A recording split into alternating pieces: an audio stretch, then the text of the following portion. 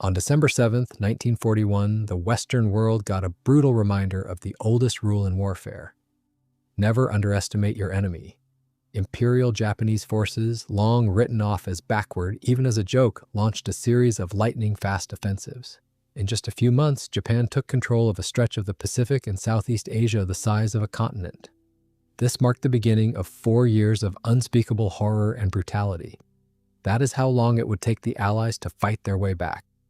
In the end, it took a new and terrifying kind of weapon to stop it. Yet behind that ultimate victory, many forgot a crucial fact. When Japan surrendered, its armies still held vast stretches of Asia. These were lands Western troops had been unable to retake after 4 long years of war. The driving force behind these Japanese conquests was naval aviation. And that story runs straight through one airplane, the Nakajima B5N. Allied intelligence would eventually hand out code names to Japanese aircraft, male names for the fighters and female names for the bombers, and this one got Kate. The order to attack Pearl Harbor went out over the radio from a Kate. At 7:49 on that December morning, that single radio call started the Pacific War. Japanese naval aviation flew its first combat mission back in September of 1914.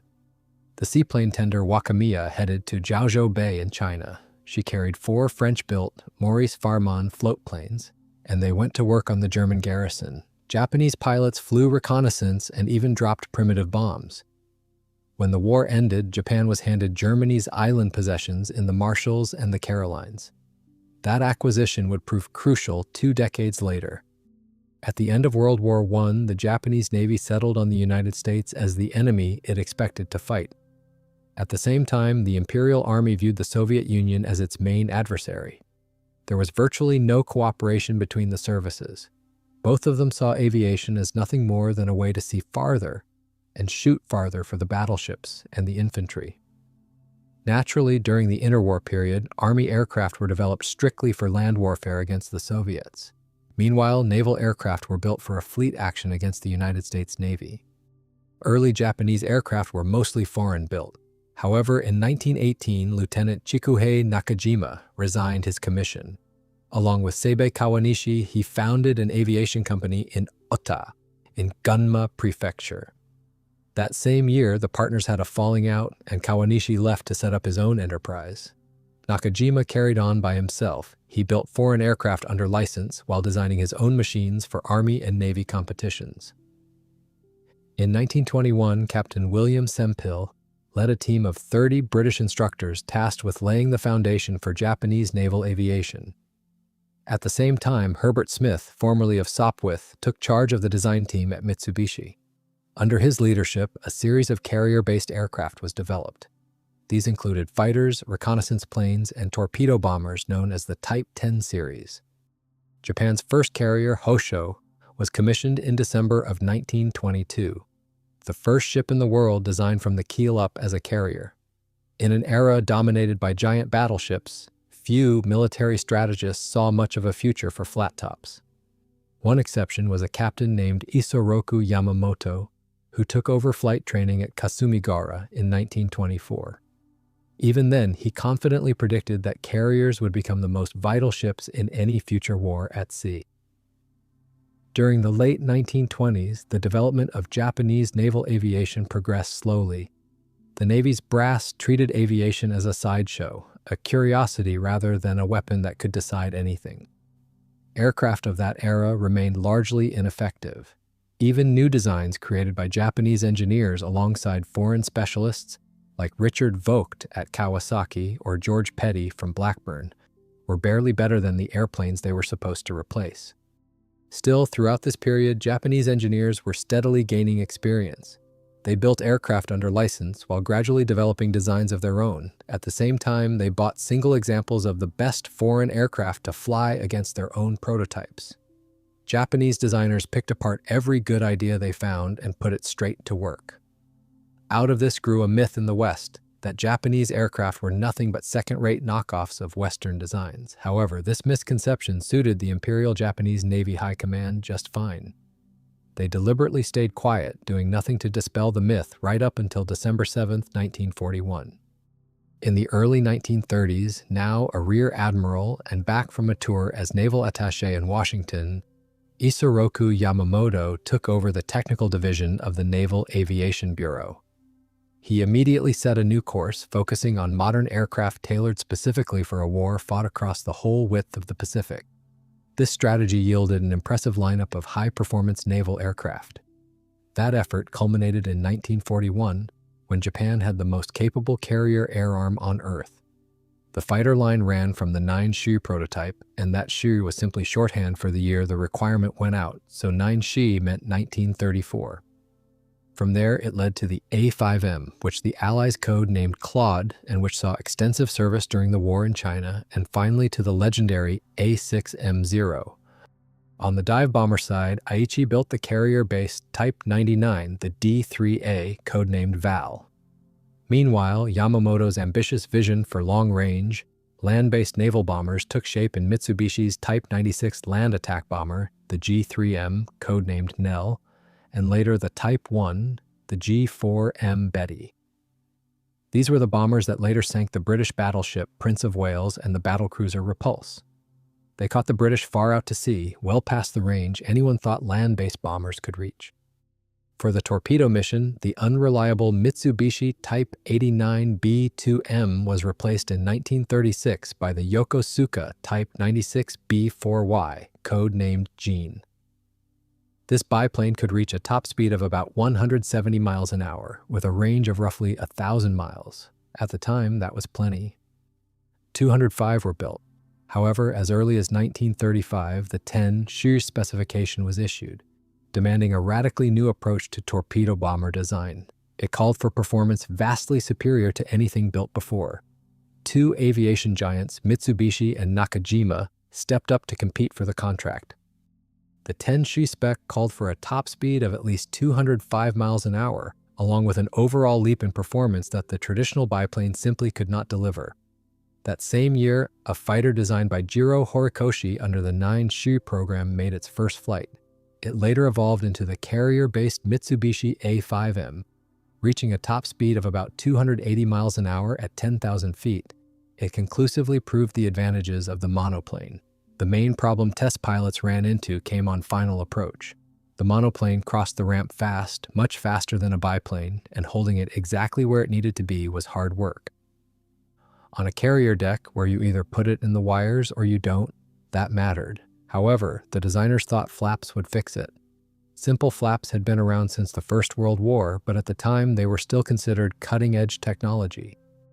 The Mitsubishi design team benefited greatly from studying the Northrop Gamma 5A, an American attack bomber Japan bought for evaluation in 1935.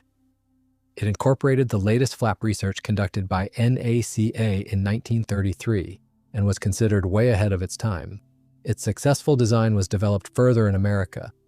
Engineers hung a more powerful engine on it, and the result became the Northrop A-17 light bomber. Then, with retractable landing gear, the A-17A. The Royal Air Force picked up a batch of them, called them Nomads, decided they were already obsolete, and shipped them off to South Africa as trainers. Because of Northrop's financial troubles, Douglas absorbed the company, and that same design DNA went straight into the SBD Dauntless for the United States Navy. Jiro Horikoshi, Mitsubishi's chief designer and the man behind the Zero, called that American airplane the single most important one Japan bought during the 1930s. The competing design from Nakajima had an 840 horsepower Nakajima Hikari, 2 radial inside a low-drag NACA cowl, and it was packed with new ideas. The landing gear retracted hydraulically, brand new territory for Japanese industry.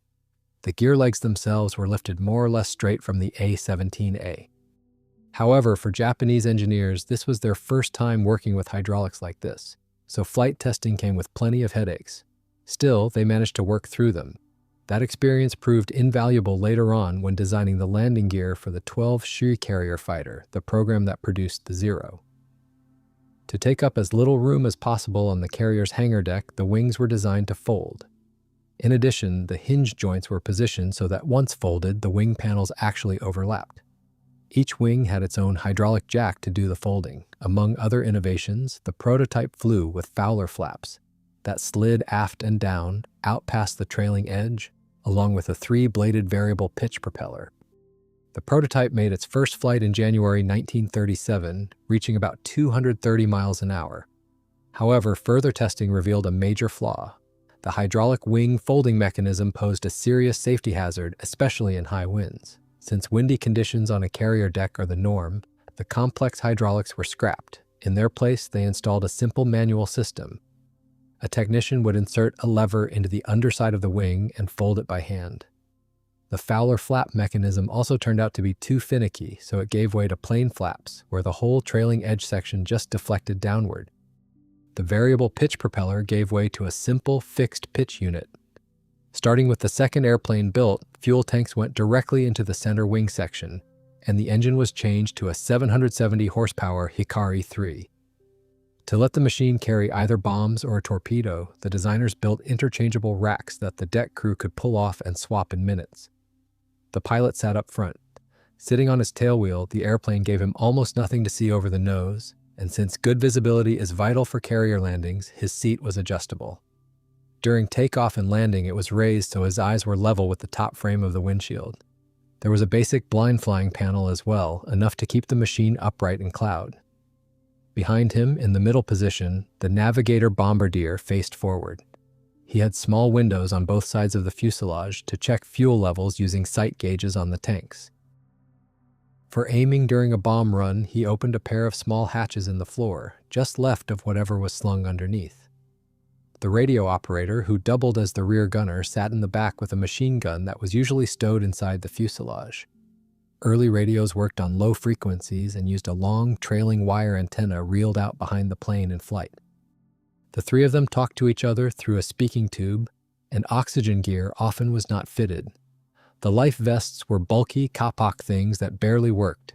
In this form, the B5N1 entered service with the Imperial Japanese Navy in 1937 as its standard torpedo bomber and level bomber. It stayed in that role all the way through 1944. Its full official name was a mouthful: Navy Type 97 Carrier Attack Bomber Model 1. The competing design from Mitsubishi, built to the same 10 shear specification, had a similar layout to Nakajima's airplane but relied on more conservative engineering. Its wing was elliptical.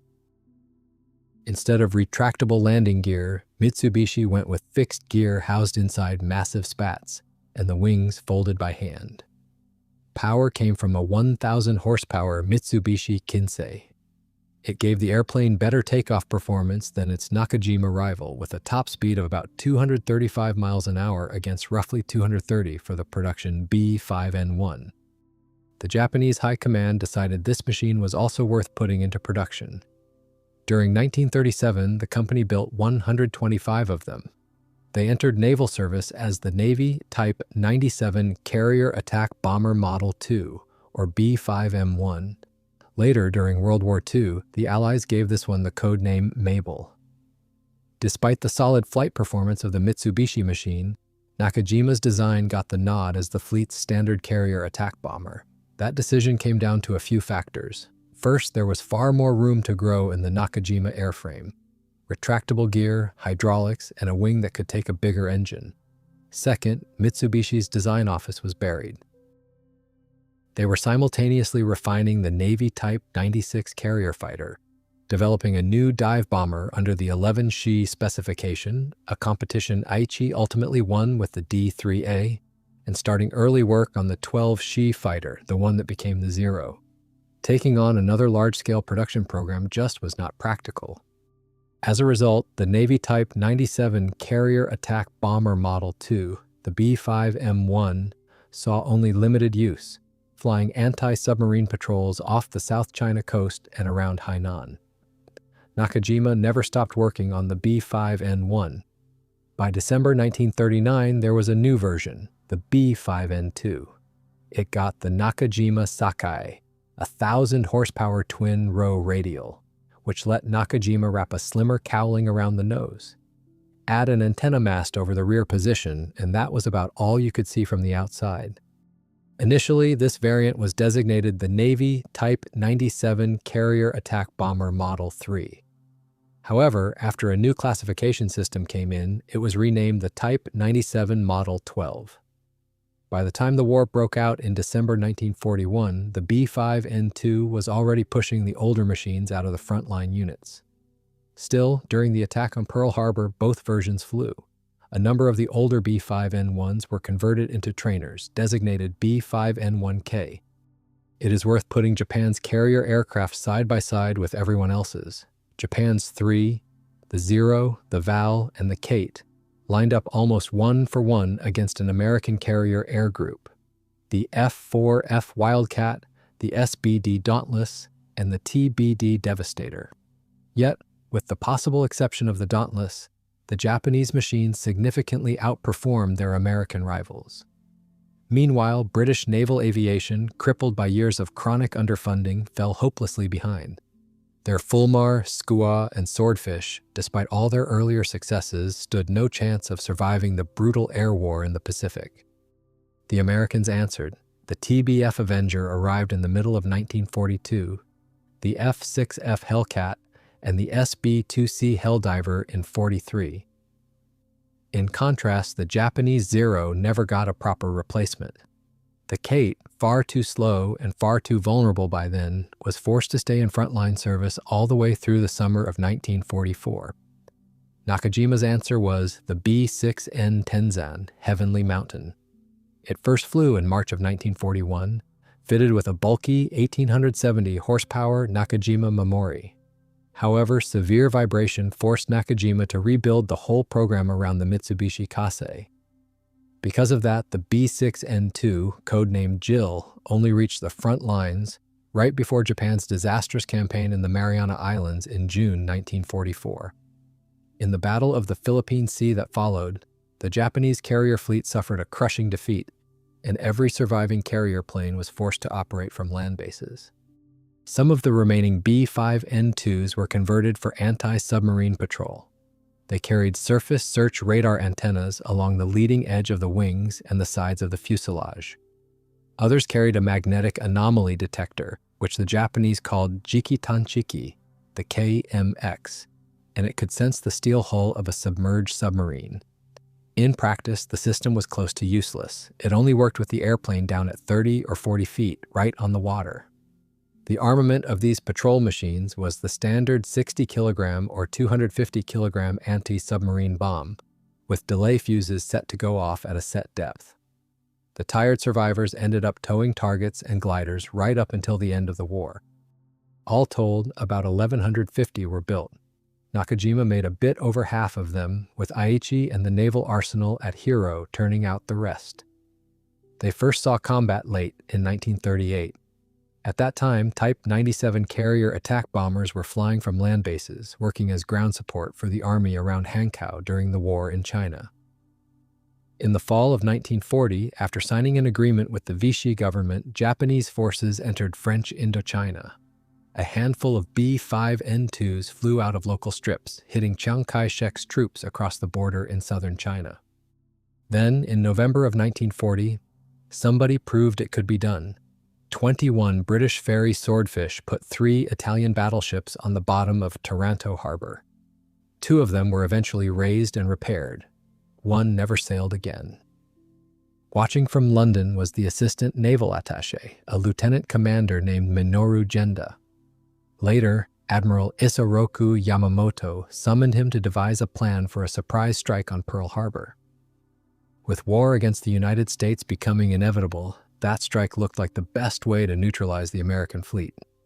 Pearl Harbor is shallow, so the Japanese modified the Type 91 aerial torpedo with wooden fins bolted to the tail, which kept it from diving too deep after release. And since Japan had no purpose-built armor-piercing aerial bombs, designers took 41-centimeter battleship shells, roughly 16-inch, and welded fins onto the base. Each one became an 800-kilogram armor-piercing bomb, about 1,800 pounds, meant for B5N2 crews to drop from high altitude. After intensive training in a bay off southern Kyushu, the strike force came together around 6 aircraft carriers: Akagi, Kaga, Hiryu, Soryu, Zuikaku, and Shokaku. This was the Kido Butai, the mobile force, and under Vice Admiral Chuichi Nagumo, it left Japan for Hitakapu Bay in the Kuril Islands. On November 26, 1941, the fleet set course for the Hawaiian Islands. At dawn on December 7th, 353 aircraft came off the decks. They caught the American military base at Pearl Harbor on the island of Oahu completely by surprise. The first wave was led by Commander Mitsuo Fuchida, flying a B5N-2 with one of those 800-kilogram armor-piercing bombs slung underneath. His group included 49 level bombers, along with 40 B5N-2 torpedo bombers led by Lieutenant Commander Shigeharu Murata.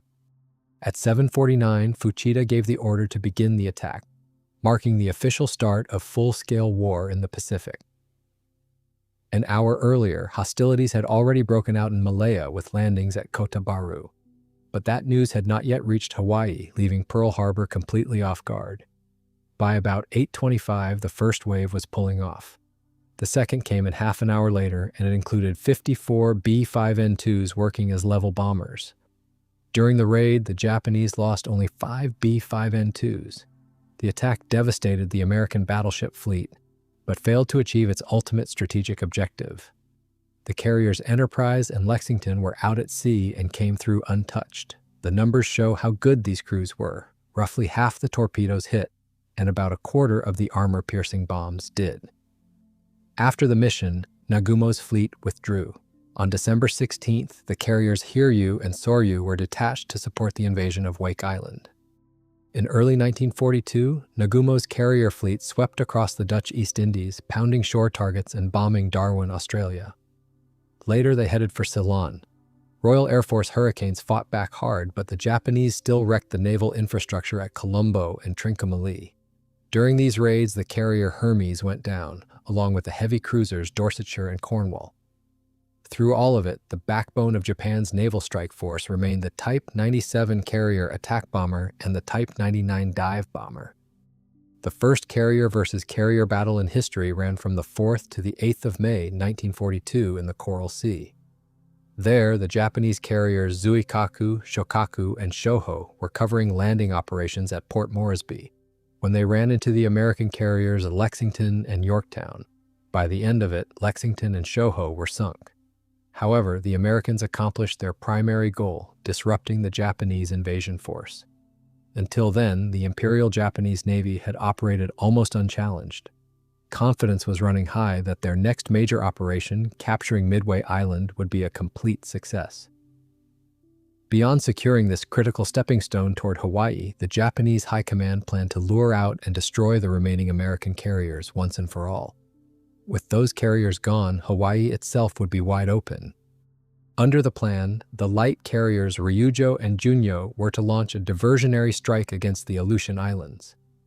Meanwhile, the main strike force, Akagi, Kaga, Soryu, and Hiryu, escorted by 2 fast battleships and a screen of cruisers and destroyers, was set to attack Midway and annihilate the American naval forces.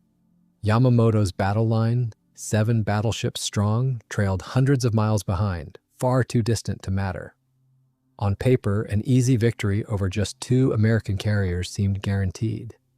However, American intelligence had cracked the secret Japanese naval code, discovering that 3 carriers would actually be waiting in the area. Armed with the exact timing and location of the attack, American commanders put Enterprise, Hornet, and the hastily repaired Yorktown where the Japanese would not look. Early in the morning on June 4, 1942, a single strike of 108 aircraft went in against the airstrip and the fuel tanks on Midway. The first American counterattacks from the island and from the carriers were cut to pieces by the Zeros. Soon after, Japanese deck crews began rearming their planes for a strike against the newly spotted American fleet. But at 10:25, dauntless dive bombers from Enterprise and Yorktown slipped through the fighter cover. By the end of the battle, all 4 Japanese carriers had been sent to the bottom, at the cost of the American carrier Yorktown. Following this crushing defeat, Japanese forces were forced to retreat. The carriers themselves were the real loss, foredecks and the trained mechanics and deck crews who worked them. The air crews actually came through Midway better than legend has it. The bleeding out of Japan's veteran flyers came later, over the Solomons. The fighting moved south to the Solomon Islands. There was the Battle of the Eastern Solomons in August, then Santa Cruz in October, both directly tied to the Allied landings on Guadalcanal. After these brutal clashes, Japanese carrier forces were heavily damaged, and their shortages of aircraft and trained aircrews were so critical that the High Command had to withdraw them to Truk Atoll to rebuild. Throughout 1943, no further major carrier duels took place. Still, B5N2s stayed busy, operating from land bases like Buin and Kolombangara Island to strike at the advancing Americans. By 1944, the American Navy did not just have more airplanes, it had better ones. The Hellcat and the Corsair were in front-line service in huge numbers, and both were already in the pipeline before the war got going. What the captured Zero from Akutan gave the Americans was not a design, it was a tactics manual. Don't turn with it. Dive away, come back fast. In June, the American Pacific Fleet launched its assault on the Marianas. The initial strike went in alongside land-based aircraft, and on June 19th, the Japanese sailed 9 carriers out to force the decisive battle they had been waiting 3 years for. It escalated into the massive Battle of the Philippine Sea. By that point, the obsolete Type 97 carrier attack bombers were already giving way to the newer B6N Tenzan, leaving only about a dozen Kates to take part in this fateful battle. For the Japanese, it ended in total catastrophe. They lost 3 carriers and hundreds of aircraft. The complete failure of traditional naval strike tactics forced Japanese commanders into a desperate gamble. In October 1944, they formed the first kamikaze units in the Philippines, which saw action during the Battle of Leyte Gulf. During the fierce battles for Iwo Jima and Okinawa in early 1945, suicide attacks became widespread. The primary aircraft used for these special attacks was the A6M0, though Japan pressed virtually anything that could fly into that final effort. A number of obsolete B5N torpedo bombers were used for these deadly strikes off Okinawa as well. The Imperial Japanese Navy's carrier fleet never recovered from its crushing defeat in the Philippine Sea. What was left of it sailed once more at Leyte as bait, 4 carriers with barely 100 aircraft between them. All 4 went down. Now let's walk around the airplane itself. Primary production was centered at the Nakajima Aircraft Company plants in Ota, Gunma Prefecture. Additional machines were built by Aichi in Nagoya. The wing was built around 2 spars, and it folded by hand to save hangar space aboard the carriers. The right wing folded first, swinging upward from the hinge point. It rested slightly lower than the left, directly over the cockpit, where a pair of braces on the fuselage held it in place. Inboard of the fold joints were plain flaps, while fabric-covered frieze-type ailerons ran outboard toward the wingtips. Built into the center section between the main and rear spars were integral fuel tanks. They used the upper and lower wing skins as part of their structure, what we would now call a wet wing. The main landing gear was hydraulically operated and retracted inward toward the fuselage centerline. Each leg had an oleo strut, braced forward by a drag link to take the landing loads. When retracted, the wheels stayed partially exposed. The non-retractable tailwheel used a solid rubber tire. Just ahead of it sat a retractable Sting-type tailhook. The fuselage was an all-metal semi-monocoque design with a tubular engine mount. Of the 3 crew, only the rear gunner faced aft. On early B5N1s, a fair lead for the trailing wire antenna sat behind the wing fairing on the starboard side. On later machines, the wire was strung between a mast above the cockpit and the tip of the vertical stabilizer. The tail surfaces were metal-framed and fabric-covered with trim tabs on the elevators and the rudder to lighten the control forces. Defensive armament was a single 7.7mm Type 92 machine gun in the rear position. The racks underneath were interchangeable. They could take 6 60-kilogram bombs, 3 250-kilogram bombs, or a single Type 91 torpedo mounted slightly offset to the right of the fuselage centerline.